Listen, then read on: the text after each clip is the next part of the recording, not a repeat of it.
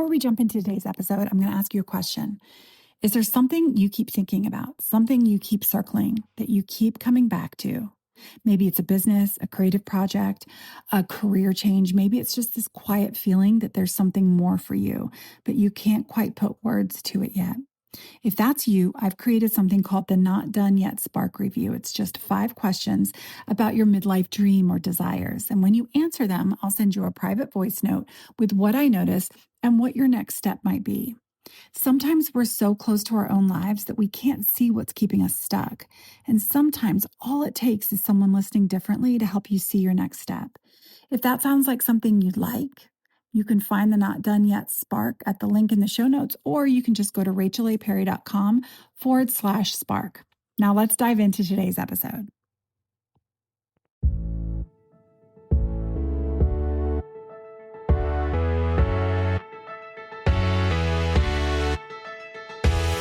Welcome to Not Done Yet, the podcast for midlife women who know deep down their story isn't finished.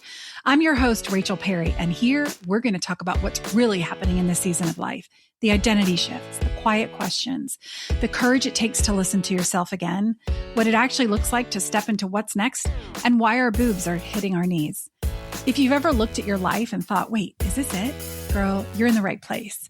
Because midlife isn't the end of your story. It's the moment you start paying attention to it.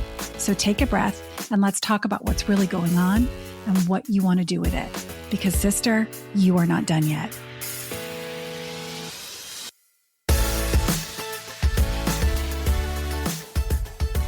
Hello, my friends. Welcome back to another episode of Not Done Yet.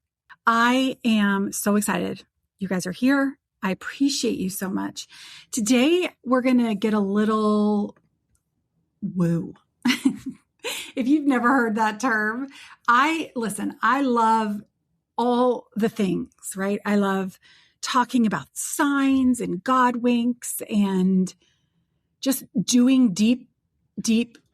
I love talking about belief work and things like that. And I have actually been doing some deep inner work lately. I am doing frequency resets, like tapping meditations. I'm working with this amazing homeopathic doctor Dr. Andrea Greiner, who I would love to have on the show sometime. But some things have come up for me. And I kind of want to share them with you because I had this revelation. It's not just me that has all of this stuff that I'm working through. And if you're not into this stuff, I just bear with me because I think you'll get something from this. In fact, I hope that's why I do it. But something has come up that genuinely surprised me. So when we do these energy resets, it's basically speaking to my subconscious because we have all of these beliefs that we have that we don't even realize we have. Okay. And I'm going to dive into some beliefs that I've thought that I had. And then it turns out it was even deeper than that. I know that sounds vague and weird, but just stay with me for a second. But I thought that I had been choosing myself. Like, of course I'm choosing myself. I chose to totally pivot in my business. I chose to start this podcast. I chose to do all the things. I thought that I wanted more money. And I was doing all the things to make it happen. And then Dr. Andrea brought to my attention that actually my energy around money is actually no. I'm also not choosing myself. And if I had heard that a couple of months ago, I'd have been like, that is crazy talk. What are you even saying? Of course I want to make more money. And of course I'm picking myself. Hello, look what I did. But when I sat with the fact that I'm sort of saying no to money, and I'm also not choosing myself, I realized why. I had these deeper beliefs. So my surface thoughts and beliefs were like, yes, I want to be successful in my business. And success is measured by money. In my mind, right? That's one of the things that points to success. But then I realized, wait, the last time I was in a flow state with money, when we had an abundance of it. When I was just making so much money, I realized that I was deeply unhappy. I was in the partnership at the time, and it looked so successful from the outside. It was amazing, but it felt suffocating from the inside. And I had that connection. I realized, oh my gosh, I think deep down, being successfully monetarily in my business, I am equating that with unhappiness. And so while I was saying consciously, yes, I want more, my deeper belief was quietly, consistently, invisibly saying no. And the belief was winning every time without myself even knowing what was happening. And when I say this is not me just wanting to make lots and lots of money, and I'm being really transparent and really honest here, this is not something that I would normally share, but it's been very weird. I have built successful businesses before where people want what I'm offering. And it's been like crickets. It's been crickets. And I thought, what is going on? Because I know what I can help midlife women do is spectacular. It's life-changing. It's so worth working with me for $500 a month. Like truly, it is life-changing. I've had so many women who've worked with me in the past where they have become and stepped into this next version of themselves. And they say, Rachel, if I hadn't worked with you, this wouldn't have happened. But here's what I want you to know. And I want to sort of bring to the forefront is that there are two levels to what we want. We have the surface level, right? The one we say out loud, the one we consciously desire, the things that we want to tell ourselves and other people that we're working toward. That's the surface level. It's almost like this is the version that you show everybody else. And we trick ourselves sometimes because to me, I was like, no, I don't know what's going on here. I'm creating something. I have created something that's amazing and that will be life-changing for midlife women, but nothing's happening. Nobody is interested. How can I be successful? How can I pay for my kids' college? How can I, fund the bathroom remodel that we desperately need? How can I do that if nobody's wanting to work with me? And then I noticed there was this underground level of belief, okay? This is the belief that lives way in the back of your mind, that was installed so long ago that it doesn't even feel like a belief anymore. It feels like a truth. In fact, it's a hidden truth, okay? It's sometimes so hidden that you have to work hard to find it. And oftentimes those two levels, those two beliefs, the surface belief and the deeper belief, they're often in direct conflict. And that deeper belief almost always wins, not because you're weak, not because you're not trying hard enough, but because that deeper underground belief is older and deeper and more automatic than the surface want, right? The surface want is a decision, but the underground belief, that deep, deep belief is a program. And your mind has been programmed, and programs run whether you're paying attention to them or not, right? Like, come on, we're Gen Xers. We remember what it sounds like when the computer is like booting up to go to like, oh my gosh, I was going to say Wi-Fi. It was not when we were connecting to the internet and we had dial-up, and it's always running, right? That's what these unidentified beliefs are doing. That's why this subconscious work that I'm doing is so powerful. And I'm sharing this not so that you go and do some energy work or whatever, but I want to sort of bring to your attention today maybe some deeper beliefs that are holding you back from what you really want, right? So as you guys know, I have something called the Spark Review that is just, you fill out a little form. It's five questions. It's basically, what is your dream and what is getting in the way of your dream, or what do you think is getting in the way of your dream? And then I send back a voice message about it. And there is a pattern with all of them. There's always a deeper belief that is getting in the way of what these women want. For example, there was this amazing woman who said that she wants to write a book. Like you could feel it in how she was writing about it, the joy that it would bring her. And then immediately she wrote, but what if I put all of that work in and nobody reads it, nobody buys it? What if nothing happens and I've spent all that time working? That is so true.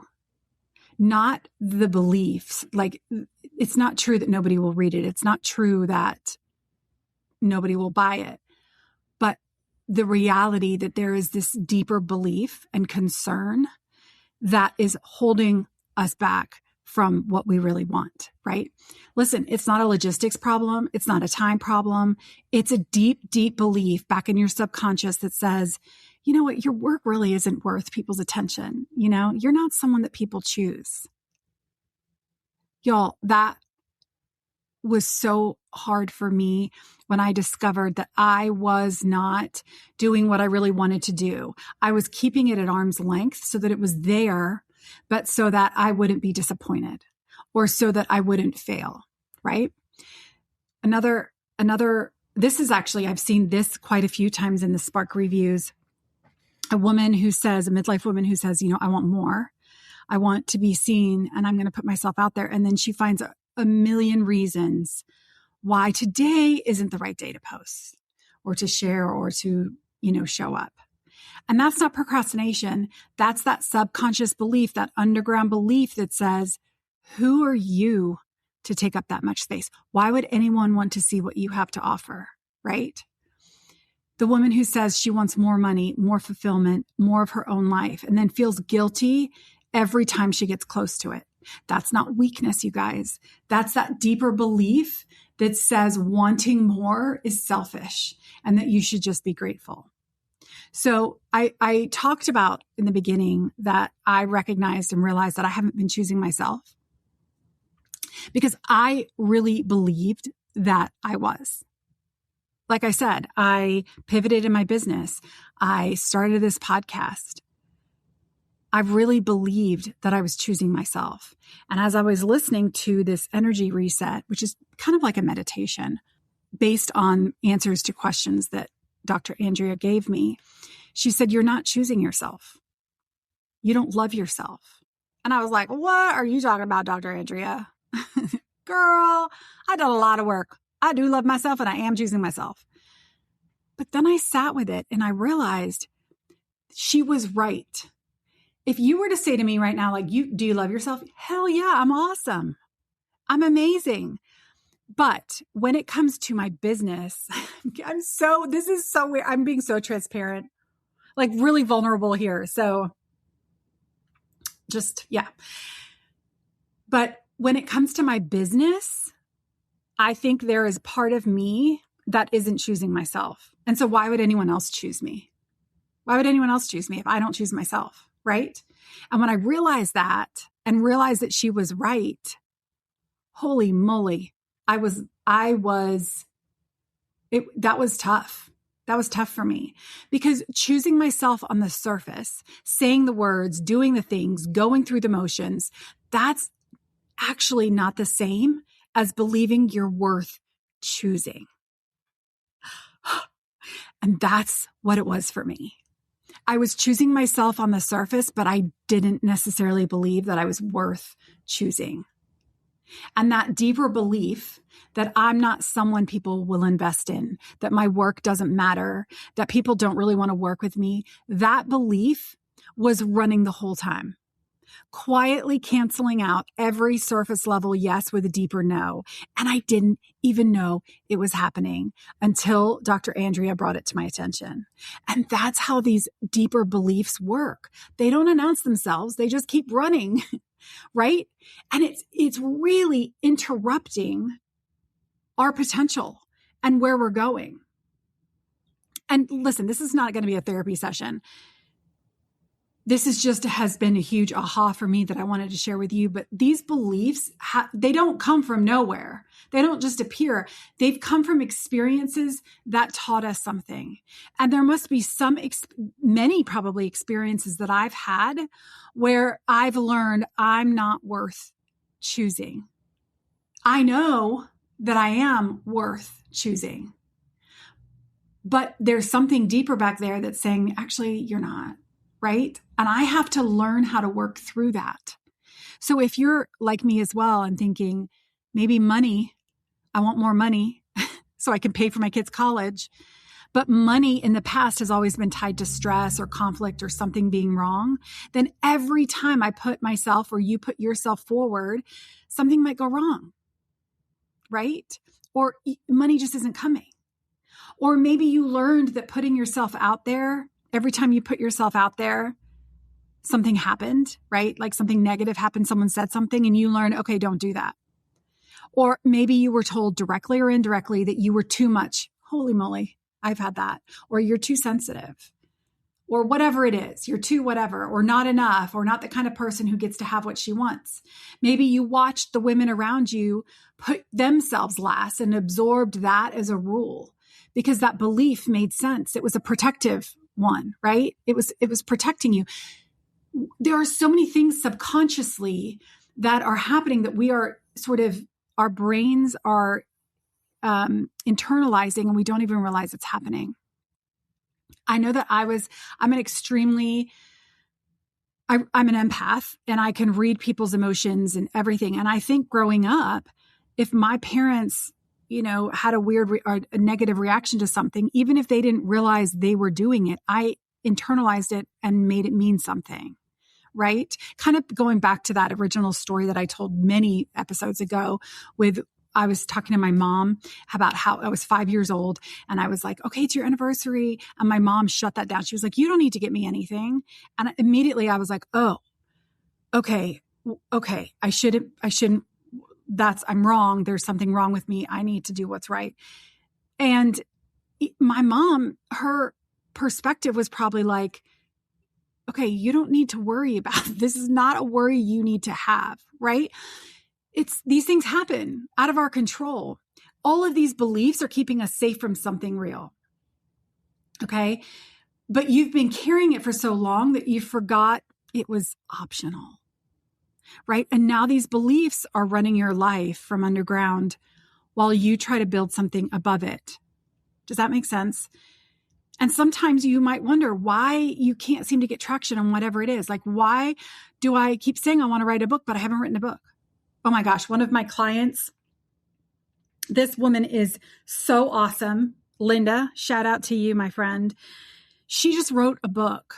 She wrote this beautiful book on her life. And she's had a very, very, very traumatic childhood and life. And she's come out on the other side. She's the most resilient woman I've ever met. And she's come out on the other side and she's written this book and it's not published or else I would share it with you. But it was kind of her walking through all of the things that have happened to her and how she's come out on the other side. And I have been with her through the process of getting the idea to write a book and then writing it. And for her as well, I think there are so many times when you think, okay, no, why would I do this? Like this? No, I'm not going to do this. But she did it, right? But she had to work through those subconscious beliefs and she's still working through some of them, right? Just because we do the thing that scares us, like you write the book, it doesn't mean that all of a sudden you're like, awesome, like I have no worries now. I don't care. No, you're still carrying it along. But the difference is that she did the thing. She did the scary thing. Right? So here's something that I'm doing, and I would love for you to join me to do it every day. And I'm going to be honest, I have sort of forgotten to do it some days, but I'm writing down 3 things. Like, why would my clients choose me? Why do my clients choose me? Right? Why do they choose the program that I have? Why do they choose to work with me monthly? And every day I'm writing 3 different things. Now, after a week, I can repeat, but the goal is to get 21 different things. And that exercise is reminding me and it's retraining my subconscious that I am worthy of being chosen. I do get results for women. Women, after they leave me, after they leave sessions with me, they have stepped into that next version of themselves. They have taken the first step, second step, third step, whatever, into their dream, right? So I'm going to challenge you to do the same thing. First of all, ask yourself, what do you want? What do you say that you want? And then go deeper. What do I actually believe about whether I can have it? Not what you think you should believe, but what you actually believe. And that answer, the one that comes up fast before your brain can edit it, that's the deeper belief. And once you can see it, you can name it, you can say it out loud, you can write it down, and it loses some of its power because it's no longer invisible. It's just a belief. And beliefs, my friend, can be changed. Sometimes overnight, sometimes it takes a lot longer, right? But by doing the work, whatever it is for you, that can be changed so that you don't have that underground belief that's holding you back. So I want to encourage you that we're all in this together. This thing we call midlife, we're in it together, sister. We're doing the dang thing. We're doing the dang thing in spite of all of these subconscious beliefs. And because we're in midlife, we have extra underground beliefs that we have to work through, right? But I have to tell you, things have shifted for me since recognizing these things. Things have shifted for me once I realized I was not choosing myself. Now I'm choosing myself, truly choosing myself. And it's changing. It's flowing. The clients are coming in, right? It's amazing. Of course they're coming to me, right? Why wouldn't they? And you are worthy of being chosen too in whatever it is, whether it's you wanting to write a book, whether it's you wanting to start a business, whether it's you wanting to try and go for a promotion, whether it's you wanting to go back to work or quit work, whatever it is, you are worthy of being chosen. And it starts with you choosing you. My friend, I appreciate you being here today. I adore you. And I ask that you either share this with another midlife sister who needs to hear this message, or leave me a review.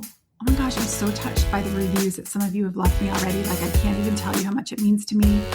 I love you guys. This is my favorite place to be, is just chatting with you every Wednesday morning. So listen, I adore you. Thank you for being here. Until next week, take care.